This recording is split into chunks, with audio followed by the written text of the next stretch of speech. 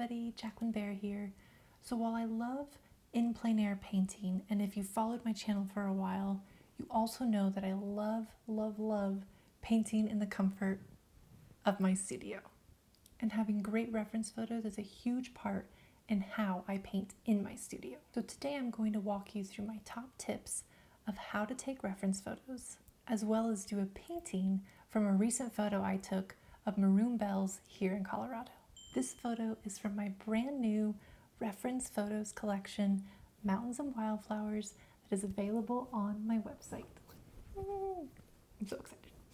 For the past 7 years, I have been exploring beautiful landscapes at sunrise, at sunset, for my photography business. And I've been collecting great reference photos for artists throughout that whole process. So I'm excited to finally have it in the shop available for you. So if you're wanting to get practice painting before you go in plein air paint, you're looking for new scenes to paint or sketch, or if you just want to have access to my landscape photos to print for your home or your studio, there's a link to my new reference photo collection in the description below.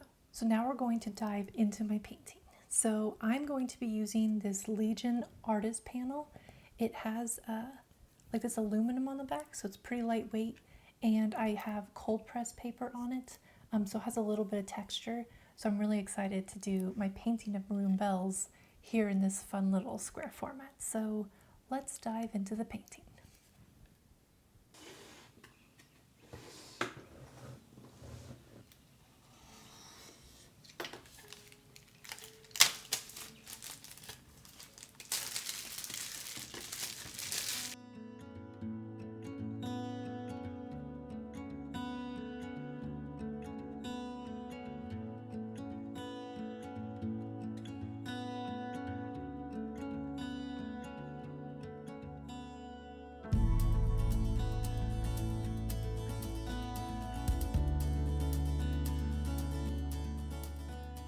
Diving into the reference photo tips.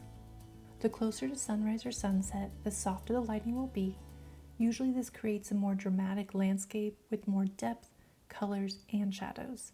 And try to avoid harsh afternoon light when you can.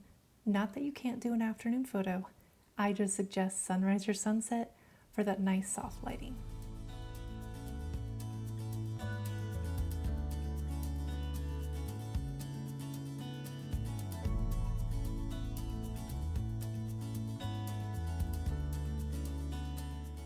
Look for scenes that have more depth, perhaps where there's a lake, a field of flowers, a stand of trees like a tree line, or anything that can add interesting layers to your work.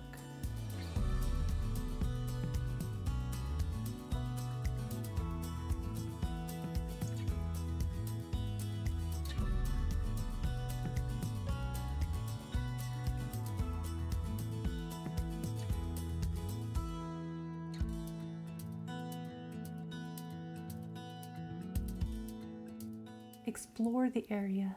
Sometimes the best reference photos I've taken have been after walking to the other side of the lake, walking the trail a little further, and just taking my time to really get to know a place. You can squat down to get more flowers in your photos, take a photo through the aspen grove or other tree leaves, or find other unique angles of capturing a landscape.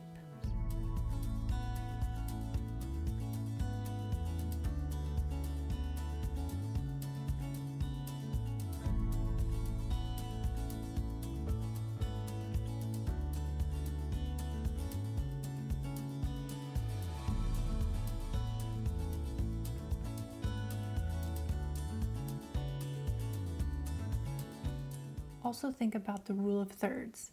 So when you're taking your photo, think about a tic-tac-toe lines or a hashtag on there and try to put points of interest where those lines are intersecting. Now, of course, you can put something smack dab in the middle. I love to do that too. But a good rule is thinking about that rule of thirds to help you with your composition.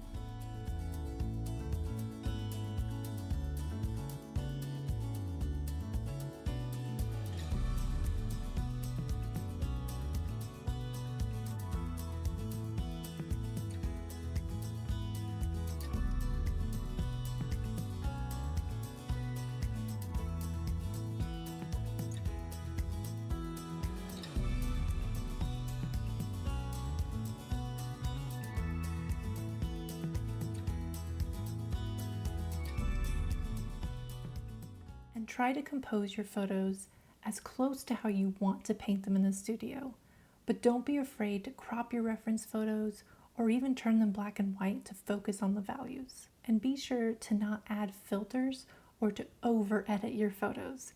You want to have natural, vibrant colors. So in my reference photos, I always recover the highlights a bit, bring up the shadows just to make sure I can see more details, but I'm never over editing, like too much to where I lose the original colors and values of a landscape.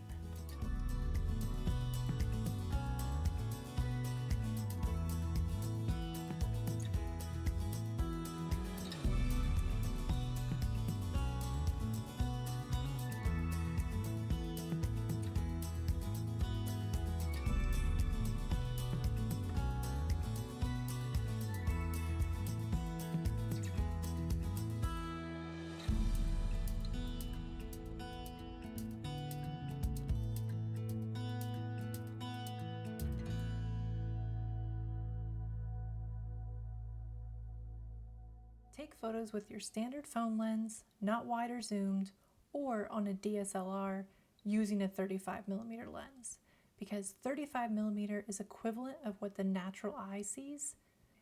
That being said, you can take detailed photos more zoomed in or at an extra wide shot to capture more of the landscape. Well, I think a main reference photo should be the standard lens on your phone or a 35mm lens. You can always take even more reference photos to capture more of the details for your paintings. For phone settings, be sure to shoot in RAW. It says it right up somewhere in one of the corners of your camera phone when possible.